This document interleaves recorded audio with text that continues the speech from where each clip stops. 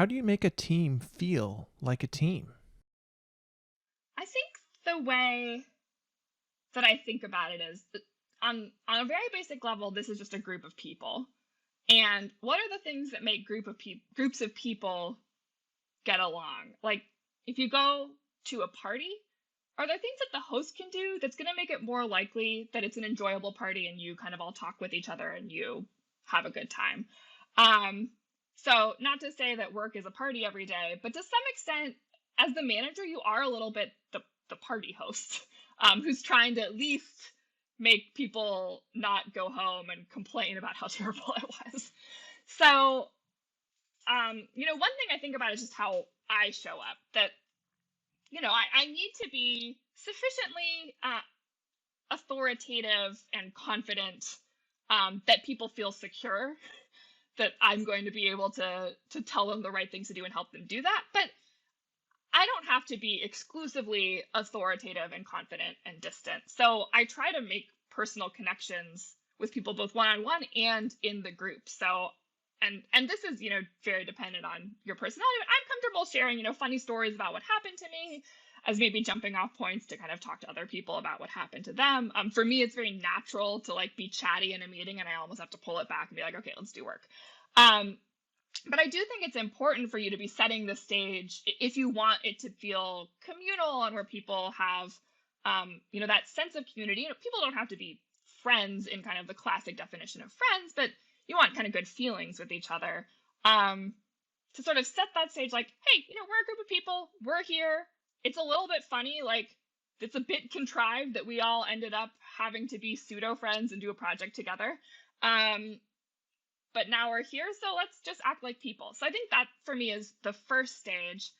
And then the second stage is I think really trying to understand each person and how they might want to belong to the community. So some people really like to talk and share. Some people don't want to do it as much. I think in general, it's good for everybody to be talking and sharing a little. And this is both kind of on the social side, but also on the technical side, because as from what I've seen, if someone is really always quiet, except for probably a pretty slim set of people, they're probably not feeling like they belong. And so it's about creating the right opportunities, both kind of opportunities for the people who are just naturally talkers to just kind of lead and do that, and opportunities where it feels really safe for everybody to talk. So,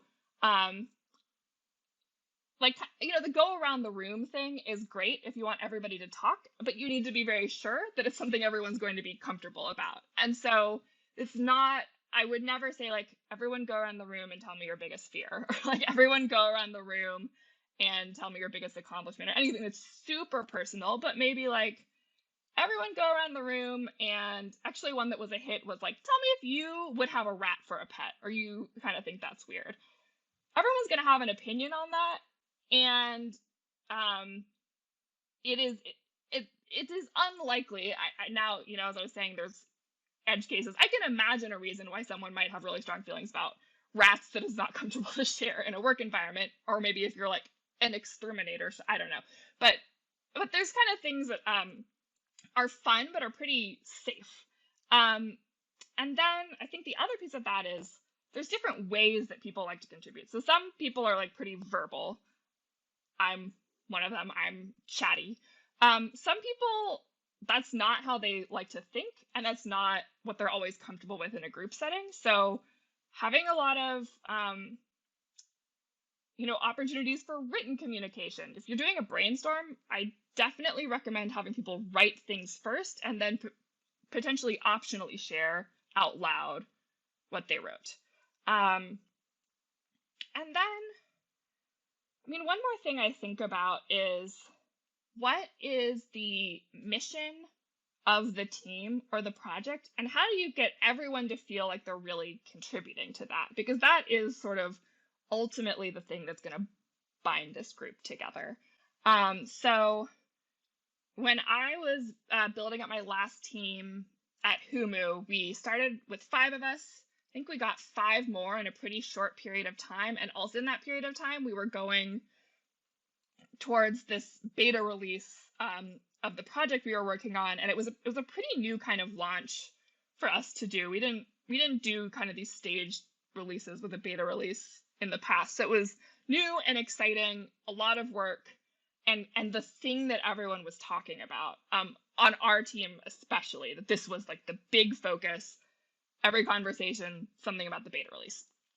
And so to me, it was important that everyone on the team, including the people who just joined, were part of that, so that it felt like this was this great opportunity where everyone can hit a milestone together and kind of celebrate and kind of go from there feeling like we are the team because we accomplished this. And so this isn't necessarily what I would always do, but in that circumstance, for when I was bringing on new people, it was like every week. And it was maybe the last person joined, maybe only a couple weeks or 3 weeks before the launch. I wanted their starter task to be something that was related to this release. Maybe not, for a lot of people, I was like, what is an extra feature? We said it wasn't required. It'd be cool if it was there, but if they don't finish it in time, it's not a big deal. But give people those tasks so that once we had this release and we had this celebration, it was like every person on this team was part of it and can sort of authentically celebrate and feel like they're part of this event that happens. And I think that worked really well to bring everyone together, because after that, we all were the team that built this thing.